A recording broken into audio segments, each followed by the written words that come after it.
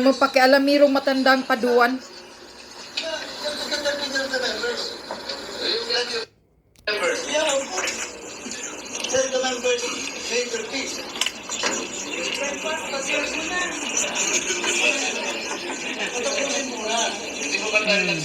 Ipal talagang matanda na to, puro pasikat. May motion si Gandhi, magtanong ka kung may objection. Pero mag-objection yung deliberation.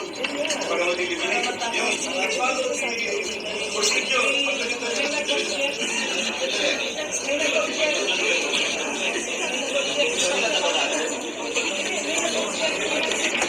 Oh, pag may objection, Hindi po yun eh. Tinatanong kasi, sagutin ninyo, if this community has the right to discard a well-kept tradition, is this committee authorized to set aside the tradition? That is the question that needs to be answered first and foremost.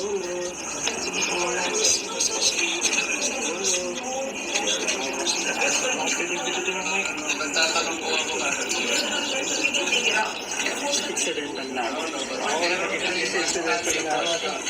Wala, napapasok sa mic natin. A long-standing, time-honored tradition. Ang tinatanong ko po, tradition po natin ito eh. Ang problema ay marami dito na yung point kaya hindi nila alam yung tradition. I am saying, Madam Chair, this was a tradition well kept for so long a time.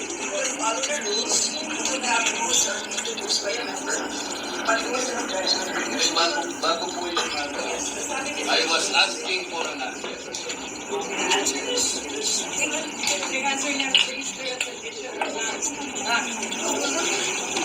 Sabi ko mayroong tradisyon, pinapaliwanag ko na sa inyo. Ang tinatanong ko,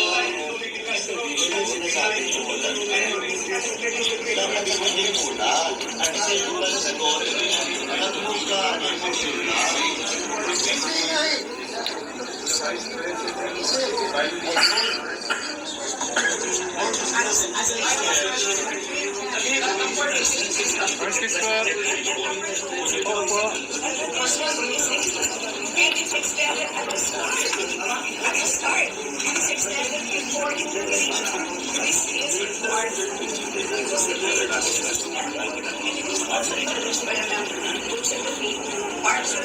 Paano yan susunod sa tradisyon? Mga baguhan lang yan kung Marcolita.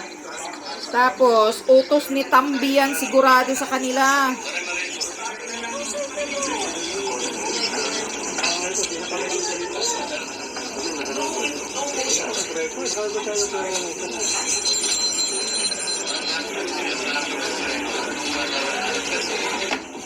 wala na dapat tayo. Ang nangyari ay barrage of questions that we are asking. Bakit natin ginawa yun earlier? Are we not already respecting a tradition well kept by us? Hindi nga pinagtatanong niya eh. Pero pang nila whatever that is disrespect to the office of the President, Vice President. Wala na pinagtatanong niya sa kanila. These questions never happened before. That is the one I'm explaining to you. It did not happen before. Now, ang tanong ko po, bakit nangyari po nung nakaraan, nangyayari na naman ngayon? You may not like the person, you may not like his presence here, but you have to respect the office of the Vice President. That is all. Because that is guided by the tradition. Kahapon po, kagaya po na sinabi nila, wala nang pinagtanong sa office of the President, and that is correct. That is in line with that tradition. Ngayon po, kung ang tinatanong ko ngayon, are we discarding that tradition? And is this committee authorized to discard a well-kept tradition? O kaya na, then why are we intending to ask questions na naman at pinatawag nyo na naman kung sino-sino dito? That is why, kung hindi po kayo makakasagot, madam, ang tinanong ko na sa inyo, I am now moving. Oh, may prati-pratinelo pa. Kung ba nakakita ng gano'n, this did not happen anytime. Pag-labing, bigas tawag ko na po ito. alam nyo, Madam Stella, I was already here when the Vice President was nominated, when the Vice President was elected. Ayan, mga baguhan kasi yan eh. Yun na nga, kasi question na kagad eh. Walang alam sa batas. Sana may remotion sila yan.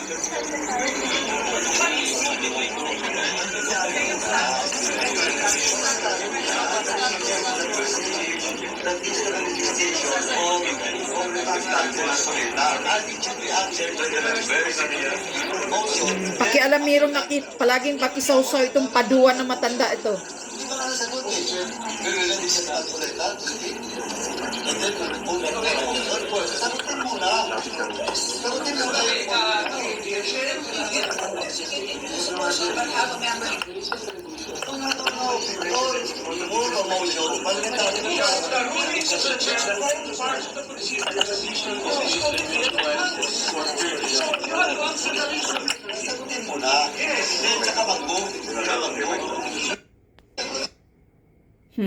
Na, pinag-mute na kayo. Ruling as the chair, all parts of the rules, because it will set a procedure. So if we will set a procedure now that we are discarding traditional courtesy, parliamentary courtesy, now goodbye, parliamentary courtesy. Wala na tayo parliamentary courtesy. Next.